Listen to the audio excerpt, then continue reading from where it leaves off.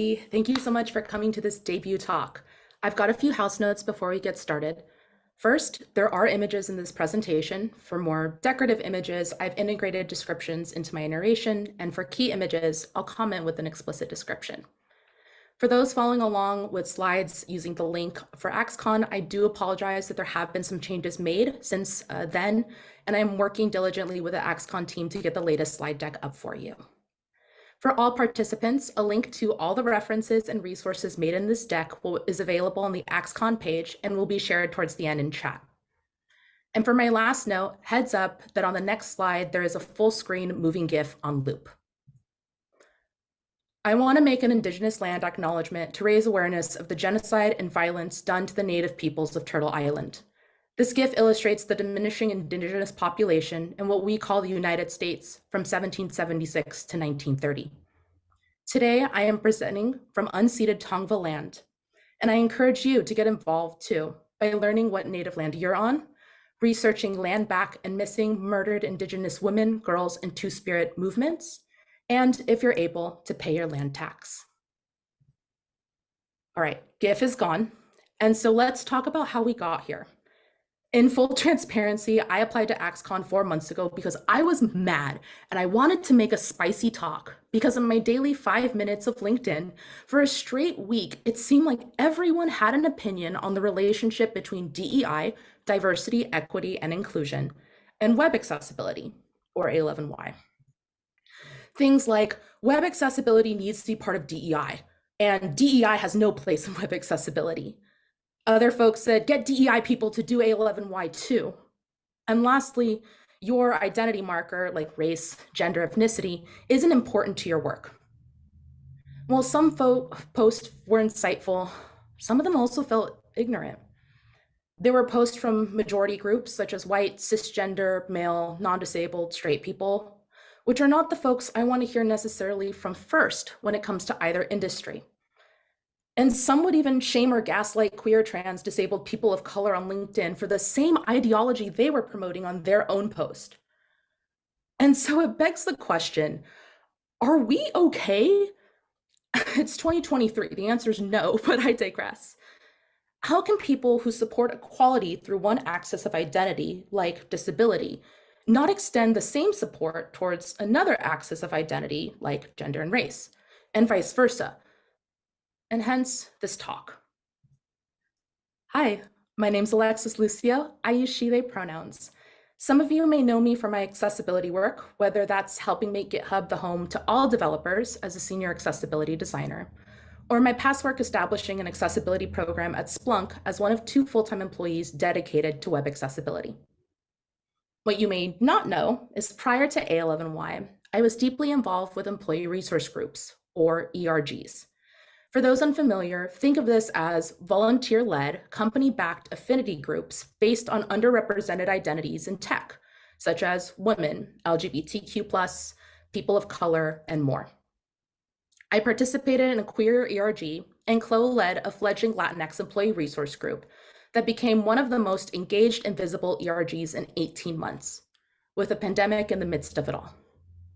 In fact, how I got the opportunity to work on A11Y was because of my passion for DEI.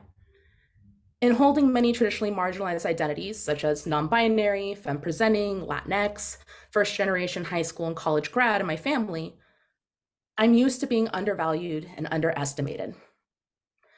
And so, with my lived experiences in both worlds and those who have shared their insights with me, come take this intersectional journey with me.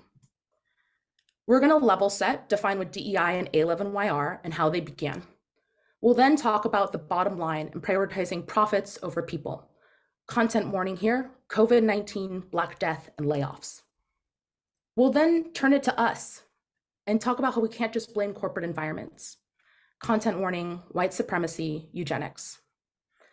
We'll spend the bulk of the presentation in examples, go through some learnings based on those examples, and then wrap up with resources and takeaways for the next part of this journey. Content warnings will be repeated at the beginning of their sections, and I've included visual and audio cues to help encase the content. I encourage you to do what's best for you. And so let's level set. Based on my circle's experiences and observations, DEI stands for diversity, equity, and inclusion. It can combine other elements like belonging, DEIB, or justice, JEDI. Responsibilities include, but aren't limited to, gathering yearly diversity stats, creating and supporting inclusive hiring and retention of employees, and company training. In many cases, DEI is headed by a white woman whose job it is to hold status quo, or a Black woman whose expectation it is to change the world as one individual. And DEI is usually centralized in a company. Compare that to web accessibility, or its numeronym A11Y, which is the practice of ensuring there are no barriers to websites and applications by people with disabilities, be it a physical disability, situational disability, or environmental, like socioeconomic status and tech stack. Responsibilities include, but aren't limited to, education, product remediation, policymaking, and engaging with folks who have never heard of accessibility before. There's common paths to a team, like volunteers scattered across departments, suddenly spawning a team due to reactive measures, or that leadership funds one. And for an example of leadership funding, check out the recording of Ali Thu's talk, Scaling Accessibility and Accessibility Design Manager's Tale. A11Y teams are often decentralized, yet may centralize in more mature programs. Again, this is my experience, and factors like company size, budget, and self-awareness of leadership can change this. And so in prepping for this talk and talking to other people, I realized that some of the newest departments in a corporate tech setting are DEI and A11Y, and that they came from litigious beginnings. See, the field of DEI in corporate America has its roots in the 1960s as a result of anti-discrimination legislation of that decade, like the Equal Pay Act of 1963, Title VI and VII of the Civil Rights Act of 1964, and the Age Discrimination and Employment Act of 1967. Accessibility saw the same with the Rehabilitation Act of 1973, the Americans with Disabilities Act in 1990, also known as ADA, and the amendment to the Rehabilitation Act in 1998, known as Section 508. And so I joke with people that DEI prepared me for web accessibility because a lot of the same phrases I heard in DEI came back to me in A11Y. But now I felt oddly validated. For instance, someone would say, well, you can do DEI on top of your regular job, right? And I want to call the hypocrisy here. Because if you're telling a company employee to take on extra work, and in the context of DEI, it's probably someone who has one or more marginalized identities, and then say their work doesn't count towards promotion, quote unquote, that's exploitation. I'll give you an example. I had already transitioned to web accessibility work when during a department all hands, an HR business rep encouraged junior designers to, quote unquote, take on leadership roles within employee resource groups to gain experience for promotion. I was still an ERG lead at the time. And I asked, well, if that's the case, why had I been discouraged to include my ERG work in my last promotion packet? And why wasn't ERG work included in our newly released career framework? The reply was, well, it's not directly related to being a designer. I provide this anecdote because I'm sure many companies, unfortunately, do the same. And I see a parallel with folks who have limited accessibility knowledge or are interested in switching into the field that experience the same level of exploitation. The quote, you can do web accessibility on top of your regular job, right? And next up, we don't have time, money, resources for DEI right now. I heard this often doing employee resource group work, and it's not lost on me that we don't have time, money, resources for web accessibility right now, or accessibility in general, is also a common phase. And lastly, the age-old favorite, we'll deal with the lawsuit when it comes, which, regardless of whether you're in DEI or A11Y, this sucks to hear. But when we think about it out of a sense of saving cost versus saving people, priorities shift, which leads me to our next section, the bottom line. Again, content warning, COVID-19, Black Death, layoffs. This section lasts 5 minutes until section 3. There are no triggering visuals, just audio. You know your needs best. Now, this warrants its own section because, as I've experienced, web accessibility and DEI share the same blockers. And there's no better example than the last 3 years. 2020 started with a global pandemic that forced many of us to work from home. Many disabled folks vocalized a benefit to remote work, including not having to worry about changing power wheelchairs every day, not having to put themselves in harm's way due to immunocompromisation and public transit, and being able to just work in a way that benefited them. The advocacy of physical accessibility allowed greater visibility to digital accessibility. Then in June 2020 came the murder of George Floyd. Suddenly, people who worked in DEI and were in employee resource groups had money that wasn't available prior. Task forces and solidarity groups were formed at work as well. And so in the grief and anxiety of our new world, there was some long overdue flexibility and resources that benefited all. And that all came crumbling down as economic downturn and scarcity mentality hit this past fall. As fast as the money came in, it was gone. DEI and A11Y teams became some of the first people, or in a Bluebird's case, teams, laid off. And there's a bunch of articles in the resource doc that support this notion. And speaking of resources, there's substantial longstanding data that trans, disabled, and Black, Indigenous people of color, BIPOC, communities have a higher percentage of hospitalization and deaths from COVID-19 compared to their cisgender, non-disabled, and white community counterparts. We also have data that shows the layoffs affect more vulnerable groups and disenfranchised groups, like, you guessed it, trans, disabled, BIPOC employees. So not only does laying off DEI and A11Y teams and employees in a moment of crises re-traumatize these communities, it denies every employee from the teams that could provide the closest thing to a support system. In less words, we're worse off than where we started. Now, what sparked this all? That's a whole other talk, but ultimately it comes down to a sense of urgency. And this poses a huge challenge to DEI and web accessibility alike, because compared to the world of software development, also known as move fast and break things, we move slower out of necessity and intentionality. However, if we impose the same standards and success metrics as software development, those departments will never get a chance to succeed. And as much as I want to continue blaming corporations, because I can, they're not the only ones we need to call in. It's on us too. Content warning here, white supremacy, eugenics. This section lasts 5 minutes, and there is triggering text and audio.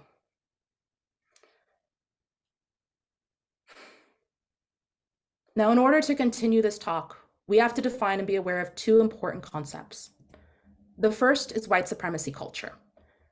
This definition has been adopted from Dismantling Racism Works, and it is the ways in which people who hold and hoard power in the United States can be applied to the Western world too, to protect and reinforce the concept of race, to create whiteness and a hierarchy of racialized value to disconnect and divide white people from Black, Indigenous people of color, BIPOC, BIPOC from each other, white people from other white people, all of us from the earth and those who also inhabit it, such as animals and plants, and us from ourselves. If you're wondering, why are you sharing this at an accessibility conference? Because we all, regardless of gender, race, ethnicity, ability, disability, nationality, socioeconomic status, and sexual orientation, and more, were born, grew up, work, and live in a world based in this culture. If we don't talk about it, we can't move past our current state of industry. There are about a dozen characteristics of white supremacy culture, but for the sake of this talk, I'm going to focus on 6 that I believe impact DEI and A11Y the most. Sense of urgency. This makes it harder for us to distinguish what is really urgent from what feels urgent, and that leads to mental, physical, intellectual, and spiritual burnout and exhaustion. There's fear, that discomfort in speaking up about injustices based on what will happen to you, like retaliation, a change in relationships, or loss of followers. Third is individualism, valuing competition over cooperation, and failing to acknowledge any of the ways majority groups shape cultural norms and behavior. Fourth is right to comfort, which is targeting and isolating those who name racism, ableism, or an injustice, rather than addressing the actual injustice that is being named. Fifth is defensiveness, which is responding to new and challenging ideas like DEI and like web accessibility with objections or criticism, making it difficult for others to understand. And lastly, there's worship of the written word. I want to be clear, this is not tied to religion, despite the use of the word worship. More accurately, it's believing academic sources, documentation, and written notes over information that is shared through stories, oral history, and community. One more concept I want to get into is eugenics, and that is the study of how to arrange reproduction within a human population to increase the amount of quote unquote desirable traits. It can be divided into two groups, positive and negative. And it's not good and bad. It's actually from a pure mathematical sense. Positive eugenics sets conditions to encourage those with quote unquote desirable traits to reproduce, like white, heterosexual, non-disabled. Negative eugenics sets conditions to discourage and prevent offspring by those with quote unquote undesirable traits, such as non-white, homosexual, disabled. Again, I'm sharing this to answer a question that I asked myself when I started my web accessibility career, which was, why didn't I learn about web accessibility in school? And this was a part of my own harsh learning, because for all my traditionally marginalized identities, I have privilege too. I hold citizenship in the country I live in. I'm a native English speaker, and I went to an institution regarded as an Ivy League. Now, the second most popular degree at my alma mater is computer science, which on a good year produces about 800 new undergrads. Third most is my major, product design. Neither talk about accessibility, physical or digital, to the scale that every degree holder will learn about it. And it's not a matter of being understaffed or resourced, so what gives? It took being in a community college course on gender studies to learn that the founder of my alma mater was friends with many leading eugenicists of the 20th century. And his friend, the founding president of Stanford, openly despised Mexicans.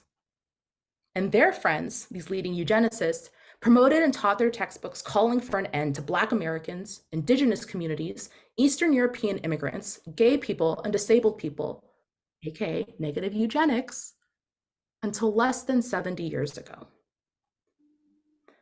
And so similar to this HR business rep ERG story, I guarantee you that my alma mater isn't the only one, and that our boot camps, certification programs, and workplaces deep down share the same reason of not talking about accessibility or DEI, eugenics.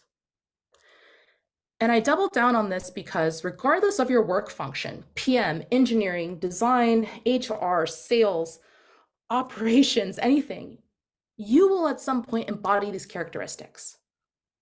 I've had many discussions with designers on how web accessibility does not stifle creativity. It's because ableism is a key component of design by design. Yet accessibility design is made to be the quote unquote bad cop. And personally, my role in this scenario reinforces the spicy Latina trope, which don't ever say spicy Latina trope ever, please. And if you don't respect what I have to say because of my gender identity, race, and who I love, we won't succeed as a team because I won't feel safe expressing my ideas, nor will users who share my identities in user research. Excluding specific groups of people in your work is a modern form of eugenics, which supports white supremacy culture. And so with that, I want to take what we learned and apply it to some real-world examples. And I realize that I've set up the logic to imply, well, just make web accessibility and DEI the same. And I'm going to repeat myself for clarity. No, you cannot just make web accessibility and DEI, quote unquote, the same thing.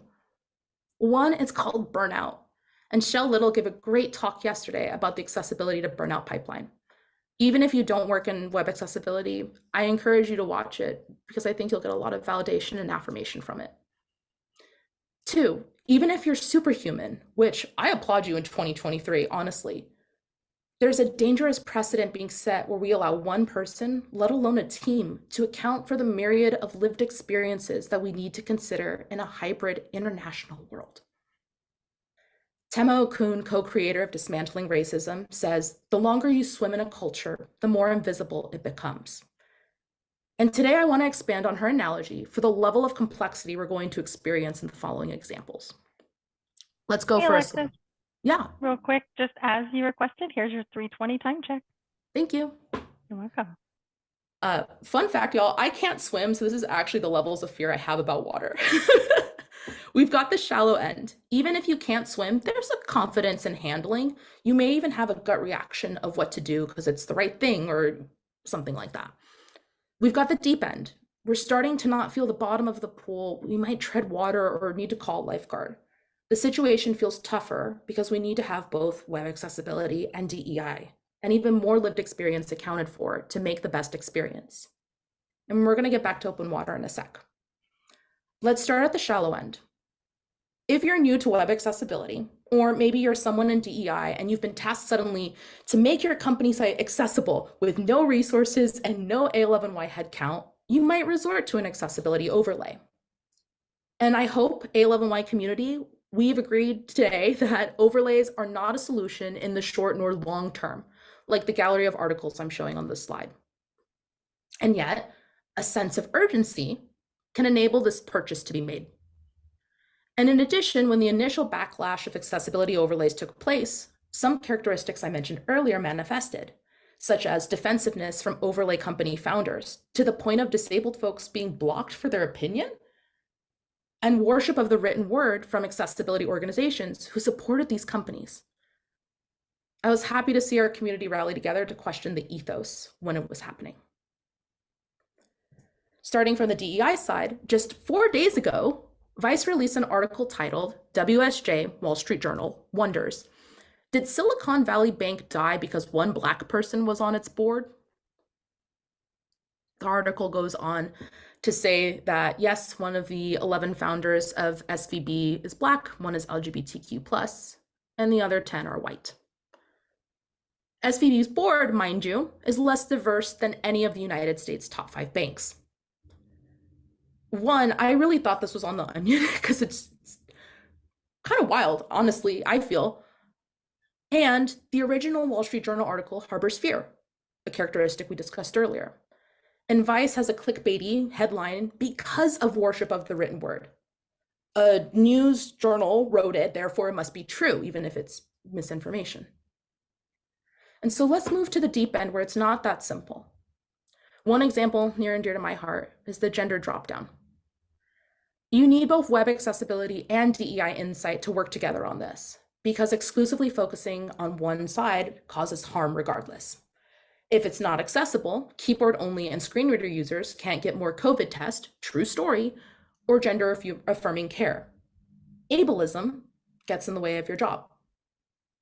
And if the content's not inclusive, you can effectively block someone from obtaining crucial government documentations or gender affirming care. Right to comfort gets in the way of your job. So even if you do have a color contrast approved, keyboard accessible, no disabled state, great screen reader experience of a dropdown, you can take the gender as a societal construct a little too far, as the website genders.wtf shows us. Image description, I have a required gender dropdown that's expanded now with 5 list items: male, female, NA, not applicable, unknown, and tax entity. Now, queer community, I understand humor helps with the pain. And I've also witnessed people abuse pronoun functionality on social media and in the workplace. And it hurts. And because it's 2023, I have to unfortunately add this element, which is, do you need this data?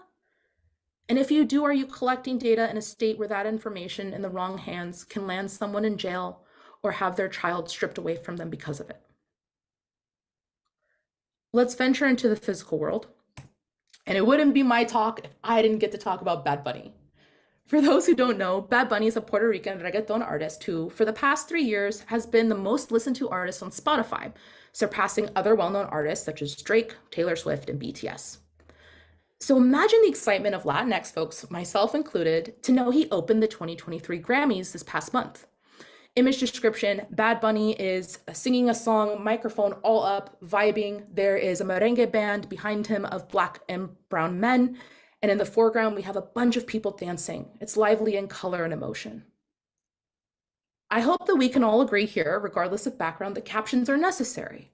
So when folks turned captions on, they discovered that the captions read in brackets, singing in non-English, which persisted as speaking in non-English when Bad Bunny gave the acceptance speech for winning Best Urbana Album. Let's unpack this. What is the impact of saying non-English versus calling it for what it is, Spanish? Also the fourth most spoken language in the world. And also, according to US Census data, the second most spoken language in the US with 38.3 million speakers. Now, a corporate canned response could be, well, we couldn't find a Spanish-speaking captioner for the event. But programming knows months ahead what songs will be played. The album's been out since May of last year. And mind you, CBS is one of the biggest media companies in the US. How many board meetings, emails, messages were made about this, and yet the priorities are loud and clear. Now, A11 and Y folks might advise there's a chance to remediate this, WCAG SC 1.2 time-based media, so please provide captions on the recording. But as of last week, when I took these screenshots from YouTube, captions still don't exist for Bad Bunny's performance and acceptance speech, unless it's 3 sentences he said in English. However, if you pay for Paramount Plus, you can see captions in Spanish. And so I can't give you a better example of accessibility that's hindered at minimum, accessibility that's hindered by, at minimum, linguistic oppression, and bottom line, racism and classism. And now I want to move us to open water. Open water is terrifying, whether or not you can swim. There's no boundaries, you can't take a break, you don't know what sea creatures or riptides are out there. The weather can affect water at any time, and yet you're here. And so I want to talk about masking. Last year, I went to an accessibility conference in person, and I was hyped to meet people who I looked up to in real life, and also meet new people. Now, the week before, mask mandates in that country were lifted. But as people who work in accessibility, a key part of disability justice, I figured, well, people will mask, right? It's winter, we're coming from around the world, it just makes sense. And I was wrong. And now, as someone who lives in the US and a rural county at that, I'm accustomed to the anti-mask arguments that start with defensiveness and are ultimately rooted in right to comfort and individualism. And how can we work in accessibility without recognizing that immunocompromisation is a disability too? And you can say, well, that's why there's a digital format of the conference. And how is it that we in digital accessibility make it a pattern to start with the most accessible experiences first, but when it comes to physical accessibility, we're the opposite? The point is, if the values of our practice only go so far as our individualism and comfort allow, is that really a value? And because I put it in the talk description, we're going to talk about speaker descriptions. On a panel last summer, a fellow femme of color and I were called performative by someone in the chat for providing speaker descriptions, and we hadn't even got to the content yet. And so I want to pose, who are the first opinions that you hear about speaker descriptions? In my experience, it's blind white men. But what about blind people of color? I have a quote here from Haben Girma that says, when you do image descriptions, don't skip race. Don't leave room for harmful assumptions. And this is from a video where Haben describes that someone thought she was white for a few months at a time. She's not the only blind person of color who has expressed the importance of speaker descriptions. Now in this video, Haben raises another point that I support, which is that ultimately it's the choice of the speaker to disclose their identities. Because, and from talking to folks of different backgrounds, I've learned the answer depends on context. In the accessibility community, we have more grace towards ability and disability, yet we still default to white, male, and cisgender. And when someone isn't, that's important to label. From my DEI experience in coaching sighted and able-bodied people on speaker descriptions, I found that they're uncomfortable because it forces us to confront parts of our identity that we don't want to believe play a role in how we're treated. That's an extension of fear and right to comfort. Because the reality is that people do get treated differently based on their identity. A white speaker is treated differently than a Black speaker. A visibly trans speaker will be treated differently than a cisgendered speaker. And accessibility folks, we're so used to rallying for the ubiquity of accessibility, and speaker descriptions apply. For some speakers, both disabled and non-disabled, identity markers affect how we operate in a space. We may choose to take up more space as the only person who has that identity, or pass the proverbial or physical mic to others to ensure all voices are heard. We may even not disclose parts of our identity, given the description of a person or audience. It's complex and there's no right answer. I will note that though, that when your individualism and your defensiveness get in the way of other people's access and accessibility, then you're doing a disservice to everyone, yourself included. Since we're already in open water, I want to talk about AI. Yes, AI has the potential to improve accessibility and bring innovation. It's unknown, and that's what makes it exciting and innovative. I also acknowledge folks in DEI and anti-oppression call that AI is a contentious point for technology and ethics, because for decades, it has been known to be a weapon against communities of color, particularly Black and Indigenous communities, and is a great aid in their surveillance. And folks are quick to blame AI for being gaslighty or rudimentary or biased, but here's the thing. AI isn't biased. Biased people feed AI biased material. H.K. Hong, tech justice and anti-oppression activist, refers to the current race to build racist products based on racist algorithms without care for the consequences, technological manifest destiny. The digital version of the philosophy that nearly eradicated all Indigenous peoples from the Americas, and a fine embodiment of individualism, sense of urgency, and fear. Fear that someone will beat us across the finish line. And so I asked, in your lived experience, who's excited about AI? Who's wary? For me, I see clear trends based on race, gender, and ability. I'm going to take a pause on this and let this all set in, because it is a lot.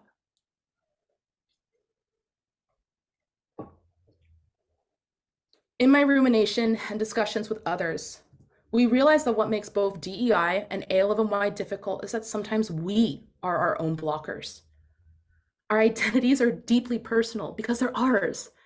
And when we're called out or called in, we see it as a failure of ourselves, when that's not the case. And when emotionally charged, we start relying on certain characteristics and old patterns. Fear inhibits us from dreaming of a different world. Worship of the written word provides biased examples of why things are the way they are. And right to comfort reinforces the status quo. Individualism makes us silence and ignore the experiences of those most marginalized in society. And defensiveness upholds it all. So whether you work in A11Y, DEI, both or neither, we all have at some point traded our humanity for pixels, codes, and data, and forgot that our work affects people. We took a grassroots movement that continued to be led by predominantly Black, Indigenous people of color, disabled people, and queer trans women, and made it palatable for majority groups to consume. We grew really tired of this complex, threatening world on fire and decided to isolate ourselves. And the challenge is, what do you do once you acknowledge this? And so for me, it's to say, accessibility community, please don't let web accessibility become the next DEI in tech. Because so long as we're working in the same systems of power and oppression, no one will live in a habitable, just, accessible world. And to my DEI folks, thank you for your labor. And I remind you that it's never too late for you to change and for us to change. The way we hold ourselves accountable and hold each other accountable is within our control and realm of possibility. So come dream with me for a little bit. And I also want to acknowledge some great work here already happening in our industries. I want a workplace where race, ethnicity, gender, sexual orientation, ability, and more are not political. They just are. And my friends told me to put this on a big slide, so here goes. Because my identity cannot be placed on a coat rack when I go to work. My work is informed by my identity and necessary in bringing change. So when you say that my race, ethnicity, gender expression, identity, and ability has no place in my work, that's right to comfort. And another characteristic we didn't cover called objectivity. It's just called politics because our society has deemed politics, quote unquote, too much for the workplace. To extend this DEI practice into accessibility, I want a workplace where disabled people aren't tokenized as assistive technology users, they're users. And on that note, I want to shout to the high heavens about Michelle Williams and delivering a fantastic talk, Research Through Broken Lenses, yesterday that really dives into this topic. Too often we seek feedback from disabled users in a sense of urgency to validate this bug, to fix this issue that's preventing this deal from going through.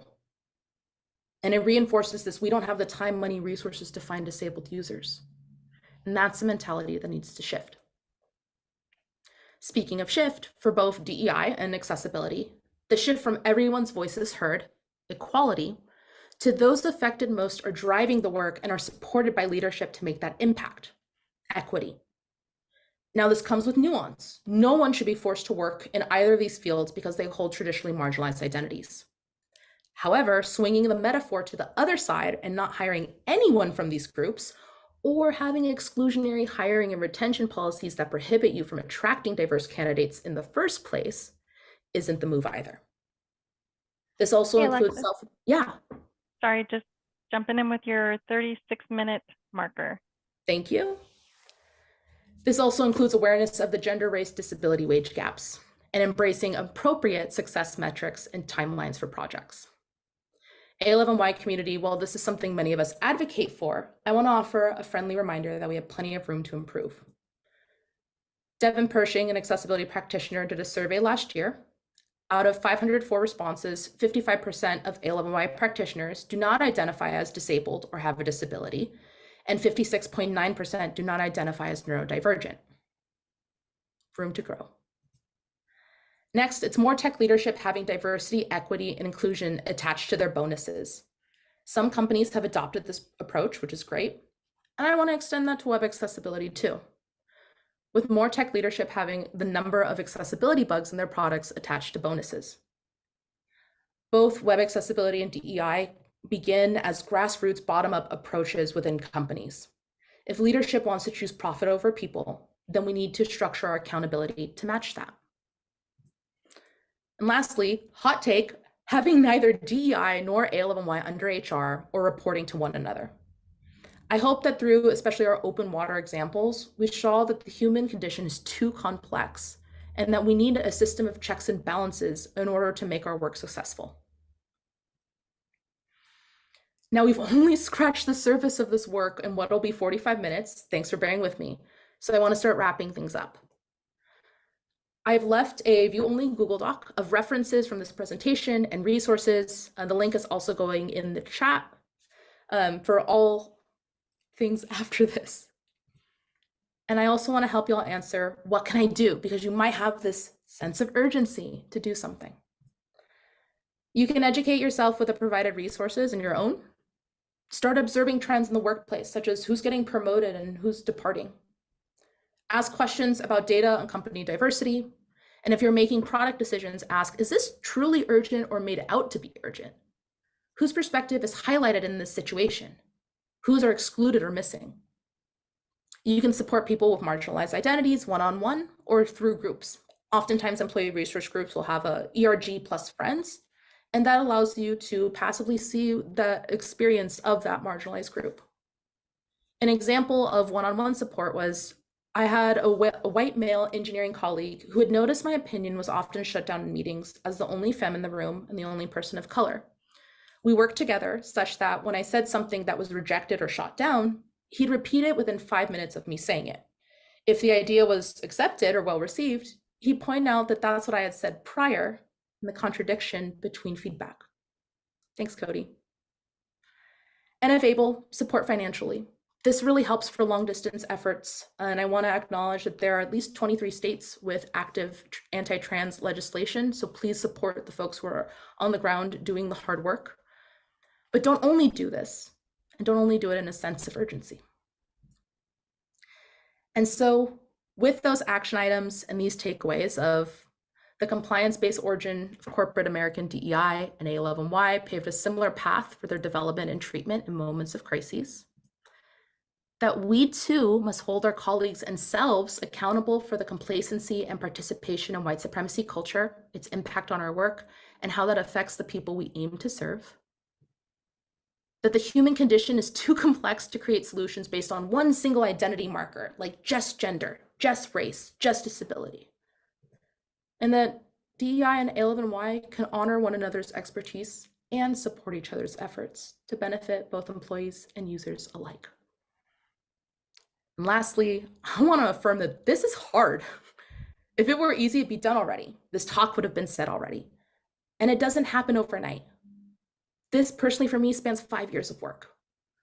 And especially with topics like anti-oppression, disability justice, and anti-racism, there will be discomfort. And that's how we grow, to make our workplaces, industries, and world a better place for all. It starts with us. And so thank you for your time. We can continue the conversation on Twitter at Alexis Lucio. And again, I want to stress this is the bare minimum foundation for this work. Your feedback can help inform what areas I can continue to elaborate on and how we can connect DEI and A11Y together. Lastly, I'm in gratitude to the people who gave their time and attention to making this talk what it is today, be it the activists and advocates for their labor in creating resources to inform this talk, the captioning team and ASL interpreters, and my colleagues and friends for giving feedback and calling me in through this talk's evolution, or for unknowingly providing some of the best one-liners. Thank you. Wow, Alexis, wow, is all I have to say. Thank you for a very necessary conversation. I cannot wait for you to see the feedback that you're getting in the chat. Folks are not only loving what you have to say, they're appreciative that you're saying it. So again, thank you. With that, we have time for a few questions. So I've been looking through the questions, and there are several different versions of the same type of question. And that is on alternative text as it pertains to race. Can you give a little bit of guidance there? Yeah, I think my teammates and I have a longstanding joke that the #1 answer of an accessibility practitioner is it depends. And that is the answer, right? There are some times where we get these shallow end examples. So one article that I read, and this was a really great example, was providing alt text for a website that was about the advocacy of Maori women in New Zealand. And in that case, yes, you do want to put that the alt text is of Maori women, because that is their advocacy and they are the people who are doing the grassroots activism there. I also acknowledge that, say, if you're doing like a DEI annual report, I think that's what they're called these days, you may want to put that there's a range of identities, and you might not know the exact races and identities of the stock images. So there could be some room for ambiguity, but so long as you are noting that it's a diverse group. This is going to be its own talk in of itself. Like, sometimes we just don't know the identities of people. And part of my work that I've been working on is acknowledging the Afro-Indigenous and Afro-Latinx community, right? But our world and colorism and media says like, well, those people don't exist. And that's not the case at all. So there is a really great article. It is in the resources doc by my friend Tolu that says the importance of putting racial descriptions in alt text. I highly recommend looking at that to learn more. Thank you. We have another question here from, it says, as one of those disabled white women in charge of DEI and accessibility, what is the most important thing to keep my focus for actually changing the accessibility status quo? Whoo, I just got chills. Thank you for that question and attending this talk, because I acknowledge there's some hard-hitting topics here. I need to stop using violent metaphors. I'm sorry, y'all. Based on the identity markers that you've provided me, I think you are kind of in this gray area where, yes, you have that lived experience and your lived experience is important. And it's asking yourself, like, what other voices do I not know about? What communities who maybe, you know, are part of your workplace or not do I not have connection to? I think one of the best things that you can do is there's a concept in DEI, and sorry, it's also a little ableist, but like step up, step back. So say if, you know, someone comes up to you and says like, oh, we want a disabled speaker. but maybe in the history of your company, you've never had a Black disabled speaker. That could be a really good opportunity of, yes, I'm disabled, and I have an opportunity to lift up someone in the disability community who has a different experience than maybe what I'm used to. And so, also acknowledging that there are constraints that I'm not, probably you can't tell me all the constraints that your company has. So I think also working with yourself of like, where am I willing to put a little more fire and a little more pressure on leadership, and where am I not? Maybe it's, a speaker is not available right now because we don't have any budget, right? You could go talk to an employee resource group and say like, hey, I'm interested in putting a panel to raise the awareness of disabled BIPOC. Would folks be willing? And also like not being upset if people say no, right? Like, I think I said it's 2023 like 3 times, like people are tired and, we might not have capacity. Or, fun fact, you might go to an ERG and be like, oh yeah, like we were already planning an event that focused on disability 3 months from now. And so maybe the easiest thing for you to do is to give them more monetary support or to compensate panelists for their time. Like that's also a really good thing. And I know a lot of us are talking about, compensating BIPOC, disabled, queer, trans folks for their labor. I feel like that's everything, but also not an answer at once. But I hope that can kind of provide a little bit of introspective for you to figure out what makes you comfortable, and then also find your brave space, right? Like, oh, I'm going to try to do this one thing in 6 months that's out of my comfort zone.